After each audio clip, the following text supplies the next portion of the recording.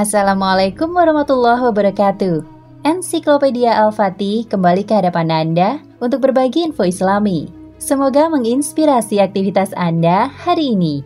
Dan jangan lupa klik tombol subscribe dan aktifkan notifikasi tombol lonceng agar tidak tertinggal berita terbaru dari Ensiklopedia Al-Fatih.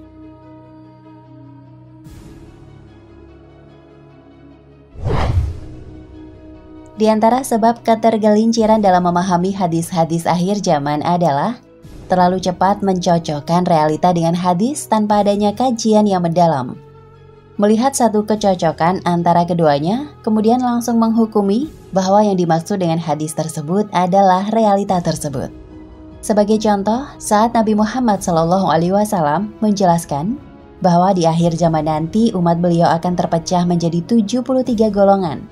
Kemudian sebagian pihak tanpa kajian yang komprehensif dan mendalam terhadap hadis dan realita langsung menghukumi bahwa yang dimaksud dengan hadis tersebut adalah terkotak-kotaknya umat Islam dalam harokah ormas dan kelompok. Lantas bagaimana cara mencocokkan hadis dengan realita? Jika kita melihat sejarah Nabi Muhammad SAW dan para sahabat, kita akan menemukan rambu-rambu dalam mencocokkan hadis dan realita. Di Madinah, dahulu ada seorang anak Yahudi bernama Ibnu Soyad. Dia memiliki ciri fisik dan perilaku yang mirip dengan Dajjal. Bahkan, Rasulullah SAW senantiasa terus memantaunya melalui para sahabat untuk memastikan apakah dia ini Dajjal atau bukan. Sementara sebagian sahabat menerapkan hadis-hadis tentang Dajjal kepada Ibnu Soyad. Bahkan di antara mereka ada yang bersumpah jika Ibnu Soyad adalah Dajjal, dan itu dilakukan di hadapan Nabi Muhammad SAW. Hal ini menunjukkan bahwa mencocokkan hadis-hadis akhir zaman dengan realita memiliki landasan syar'i. Baik seperti yang dilakukan Rasul dengan mengkaji kecocokan antara hadis dan ciri-ciri Dajjal tanpa memvonis. Namun ada juga yang menghukumi adanya kecocokan antara Ibnu Soyad dan hadis-hadis Dajjal tanpa melihat kebenaran vonis tersebut. Sikap tidak tergesa-gesa Nabi Muhammad SAW dalam menghukumi Ibnu Soyad dapat dijadikan pelajaran penting. Yaitu meski ada kemiripan tanda-tanda awal, akan tetapi hal itu tidak cukup dijadikan dasar untuk memastikan bahwa suatu realita cocok dan sesuai dengan hadis akhir zaman. Karena bisa saja fenomena mirip, tetapi yang dimaksud bukanlah realita tersebut. Sementara apa yang disebutkan oleh Huzaifah bin Yaman bahwa dirinya kadang lupa tanda-tanda hari kiamat.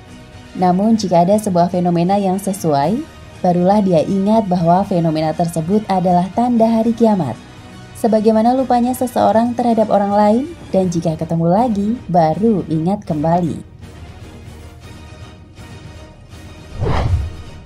Keterangan di atas menunjukkan bahwa sahabat juga melakukan pencocokan antara realita dan hadis-hadis akhir zaman. Namun pencocokan tersebut dilakukan dengan ilmu dan basiroh. Setidaknya untuk melakukan pencocokan harus melalui beberapa tahap dan rambu-rambu. Di antaranya,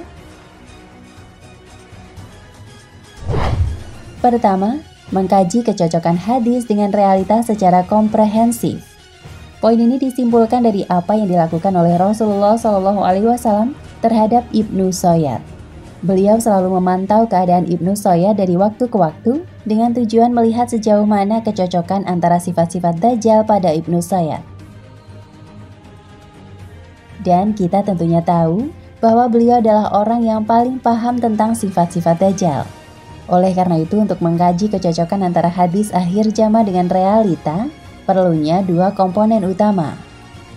Pertama, adanya pemahaman yang utuh terkait nas yang dikaji kecocokannya, yaitu dengan mengumpulkan riwayat-riwayat serupa yang sahih dan saling berkaitan. Kemudian mengkaji perkataan-perkataan salaf terkait nas yang dikaji. Kedua, mengamati dan mengkaji seluruh aspek realita dan sejauh mana kecocokannya dengan nas yang ada. Kedua, tidak memvonis adanya kecocokan antara nas dengan realita kecuali ada dalil yang kuat. Jika ada mendung dan angin, maka secara naluriah manusia akan berpikir akan turun hujan. Ini adalah fitrah manusia. Manusia akan berpikir bahwa sesuatu akan terjadi jika muncul tanda-tanda awalnya. Hal ini sering terjadi juga dalam menyikapi nas-nas akhir zaman. Jika melihat sedikit kecocokan, kebanyakan manusia berkesimpulan bahwa suatu realita cocok dengan hadis tertentu. Namun, sebagai orang yang beriman, kita harus berhati-hati. Jangan sampai kita menghukumi kecocokan suatu realita dengan hadis akhir zaman, kecuali ada dalil yang kuat. Baik itu berupa hadis lainnya, atau terkumpulnya korinah-korinah dengan adanya kecocokan dari segala aspek. Jika hal ini terjadi, dan kuat dugaan bahwa realita tersebut cocok dengan hadis, maka barulah mujtahid atau ulama menjelaskan adanya kecocokan tersebut dengan tetap membuka adanya kemungkinan penafsiran lain dari hadis tersebut. Ketiga, memperhatikan urutan kejadian sesuai nas. Untuk sampai pada pemahaman yang benar dalam menyikapi nas-nas akhir zaman, maka harus melihat urutan-urutan yang disebutkan dalam hadis. Sebagai contoh, antara peristiwa-peristiwa akhir zaman, ada kembalinya Khalifah ala minhajin nubuwah, munculnya Imam Mahdi, keluarnya Dajjal, turunnya Isa, penaklukan Roma, perang Malhamah Kubro. Agar memiliki pemahaman yang utuh terhadap tragedi akhir zaman, ulama harus berijtihad untuk menyusun urutan-urutan dari kejadian tersebut, yaitu dengan mengumpulkan semua riwayat yang sahih dan merujuk kepada pendapat para salaf dalam mengurutkannya. Hal ini menjadi dasar, karena jangan sampai seseorang mengkaji kecocokan sebuah hadis akhir zaman dengan realita, sementara fase sebelumnya belum terjadi. Sebagai contoh, ekspansi kerajaan Mongol ke negeri kaum muslimin menimbulkan kerusakan yang begitu besar, dan di saat yang sama, bangsa Mongol memiliki ciri-ciri yang sama dengan ciri fisik Ya'juj dan Ma'juj. Melihat kerusakan yang ditimbulkan dan ciri fisik yang sama, kemudian sebagian orang berpendapat bahwa merekalah Ya'juj dan Ma'juj. Padahal fase-fase keluarnya Ya'juj dan Ma'juj belum terjadi.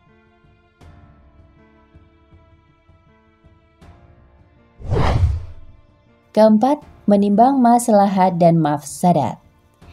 Adanya kecocokan antara tragedi akhir zaman dengan sebuah hadis adalah suatu perkara. Sementara menyampaikan kecocokan tersebut kepada umat adalah perkara lain. Bisa saja seorang ulama melihat adanya kecocokan antara keduanya, tapi enggan untuk menyampaikannya kepada khalayak karena pertimbangan maslahat dan mafsadat. Abu Hurairah pernah berkata, "Saya menghafal 2 kelompok hadis dari Rasulullah SAW. Kelompok hadis pertama sudah saya sampaikan. Jika kelompok hadis kedua saya sampaikan, maka leher saya bisa dipenggal." Hadis riwayat Bukhari.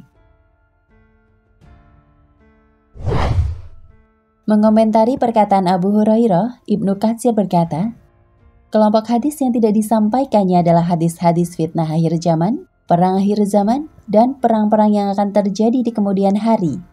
Jika beliau sampaikan, maka banyak orang yang akan mendustakannya, sehingga membuat mereka mendustakan kebenaran hadis. Al-Bidayah wa Nihayah 11-369.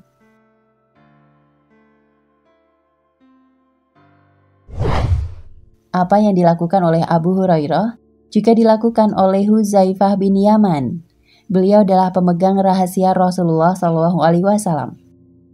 Hadis-hadis fitnah akhir zaman juga beliau dengar dari Nabi Muhammad SAW, sebagaimana beliau juga mendengar dari Nabi nama-nama orang munafik. Terkait nama-nama orang munafik, beliau tidak pernah merilis daftar namanya. Hal ini karena jika daftar ini diungkap ke umat kala itu, maka akan timbul kegoncangan dan saling curiga di Madinah.